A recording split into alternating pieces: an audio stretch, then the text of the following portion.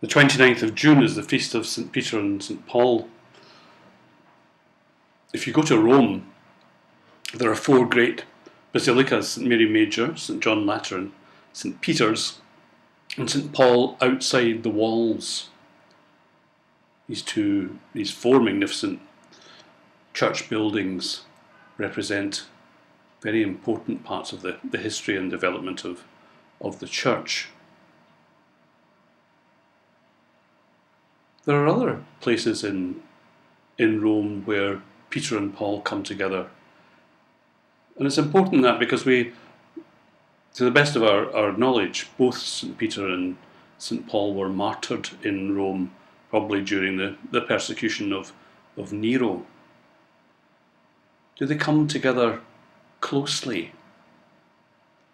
There's a church on the edge of the old city in the square of the Piazza del Popolo. It's Santa Maria del Popolo. And in the corner of this wonderful little church, there are two major paintings by Caravaggio. One of the death of St. Peter and the other of the conversion of St. Paul. And they're right beside one another in a corner. And you look at them and they're both magnificent pictures. But one of the things I noticed about it the last time I was there in Rome was that the way St. Peter's arms are out on the cross on which he's going to be crucified upside down is very similar to the way Paul's arms are as he's hit the ground and he's holding his arms out in the crucifixion position. And Paul himself was frequently talking about his identity with the crucified Lord. And here we see it at this moment of his conversion. And Peter's death, the tradition is that he said he wasn't worthy to be crucified the same way up as his Lord, and so he was crucified upside down. But he too finds his identity in the death of Christ. And here these two saints are together in a real important way. But everything wasn't always sweetness and light between them. If we read the letter to the Galatians, we hear of the dispute between Paul and Peter and how Paul faced Peter down because he thought he was being a hypocrite. However, in the end, they ended up in the same kind of place.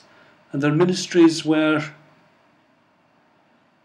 Peter was charged with bringing those people in the synagogues outside of Israel to belief in Christ. Paul was charged with bringing those Gentiles to a sense of belonging and being baptized into Christ. There was a sort of division of the mission field between the two.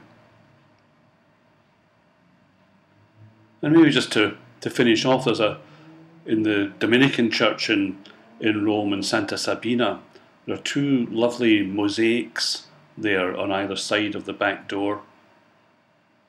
One is the church from the synagogue, and the other the church from the Gentiles. Two mature women holding books represent those two symbols that are the origin of the church that Paul and Peter helped to develop.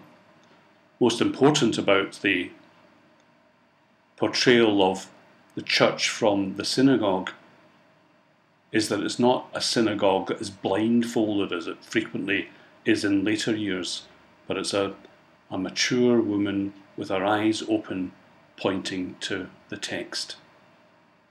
This is a great feast of two great men who had their differences, but together began to build the church in the way that we know it today.